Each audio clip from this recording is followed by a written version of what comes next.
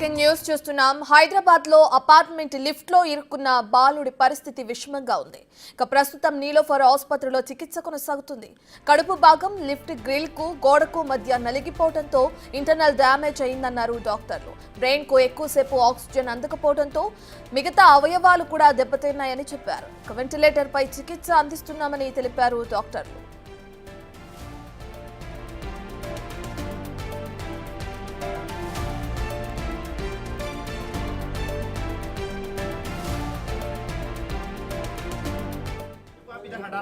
नीचे इंस्ट्रक्शंस लेके करना अपन लेके पूछ लो आप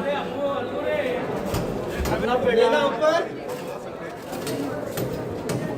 लेके देखो बच्चा को निकाल दे बाबा బాలుడు గ్రౌండ్ ఫ్లోర్ ఎక్కేందుకు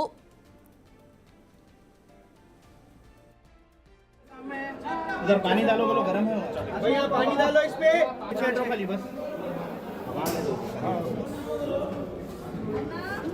अपना बेटा अपना ब्रेक पॉइंट अपना बेटा ब्रेक पॉइंट वेरी गुड देखिए साहब वेंटिलेशन दे तो कितना रिस्पांस आ रहा देखिए वेरी गुड देखो साहब वहां क्या करना लेना इनके ऊपर आज में बच्चे भी आला करते भी आला हां जो से चला अपना बेटा ये अपना बाबा निकल गई इसके खाली नहीं भाई वो टॉवल रखो वहीं फिर जाने निकाले पट्टी निकाल दिए अब भाई खींचेंगे बच्चे को आप इधर हटाना नीचे ఇదే విషయానికి సంబంధించిన పూర్తి డీటెయిల్స్ అందించడానికి మా ప్రతినిధి సాగర్ లైవ్ లో జాయిన్ అవుతున్నారు. రైట్ సాగర్, అసలు బాలుడు ఏ విధంగా లిఫ్ట్ లో ఇరుక్కోవడం జరిగింది, ఎప్పుడు జరిగింది, కట్టిన డీటెయిల్స్ ఏంటి?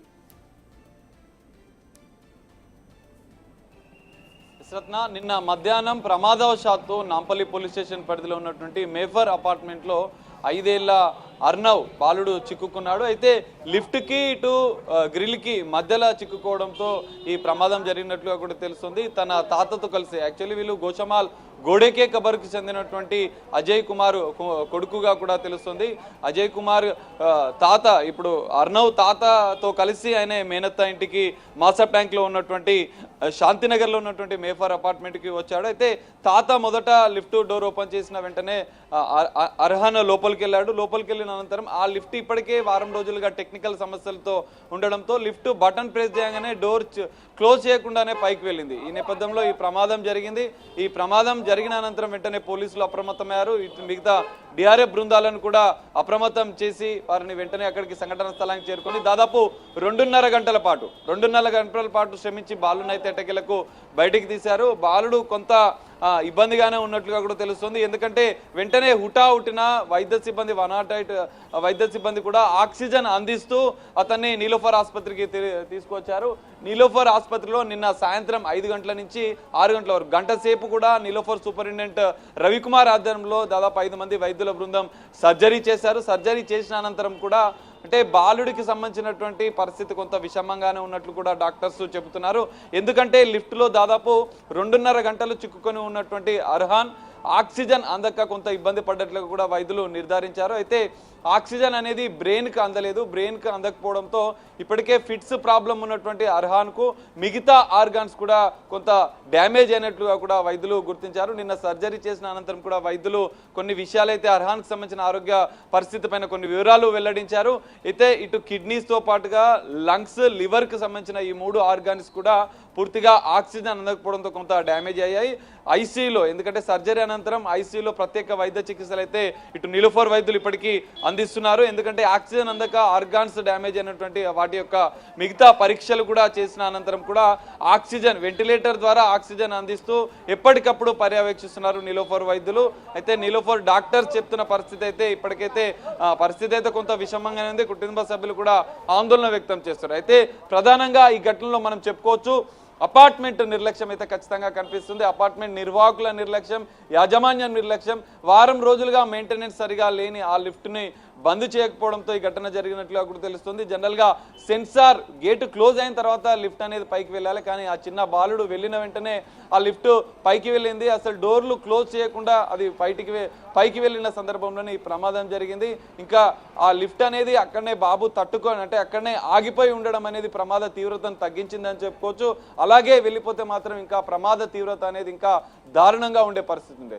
ఖచ్చితంగా ఇటు అపార్ట్మెంట్ పైన కూడా అపార్ట్మెంట్ నిర్వాహకుల పైన కూడా మెయింటెనెన్స్ సరిగా చేయకుండా వైఫల్యమైనటువంటి వారిపైన కూడా నాంపల్లి పోలీసులు కేసు నమోదు చేసుకుని దర్యాప్తు చేసే అవకాశం అయితే కనిపిస్తుంది. నీలోఫర్ డాక్టర్స్ ఈ రోజు సాయంత్రం కూడా అర్హాన్కి సంబంధించినటువంటి ఆరోగ్య పరిస్థితి పైన కూడా మరో కీలక ప్రకటన చేసే అవకాశం ఉంది. ఇప్పటికైతే ఐసీయూలో వెంటిలేటర్ ద్వారా అర్హాన్కు చికిత్స అందిస్తున్నారు. కుటుంబ సభ్యులు అయితే కొంత ఆందోళన పరిస్థితిగానే ఇక్కడ పరిస్థితి కనిపిస్తుంది. రత్న రైట్ సాగర్, అయితే మీరు చెప్పిన విధంగానే చూసుకుంటే మానవ తప్పిదం వల్లే ఒక బాలుడి పరిస్థితి ఇంత విషమంగా ఉందని మనం చెప్పుకోవచ్చు. ఎందుకంటే లిఫ్ట్ కొన్ని రోజుల నుంచి రిపేర్లో ఉన్నా కూడా దాన్ని సరి చేయకుండా అదే విధంగా యూజ్ చేస్తూ ఉండడం కారణంగా బాలుడి పరిస్థితి ఈ విధంగా ఉంది. మరి తల్లిదండ్రులు ఏమంటున్నారు? వాళ్ళతో మాట్లాడే ప్రయత్నం చేశారా మీరు?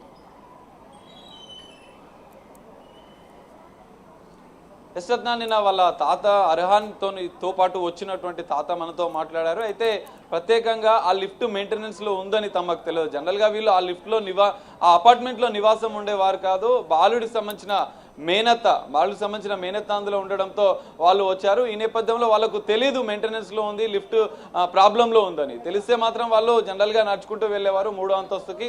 కానీ అది తెలియకుండా ఉండడంతో వాళ్ళు ఎక్కే ప్రయత్నం చేశారు, అందులో బయటికి వెళ్ళే ప్రయత్నం చేశారు. ఈ నేపథ్యంలో ఈ ప్రమాదం జరిగింది.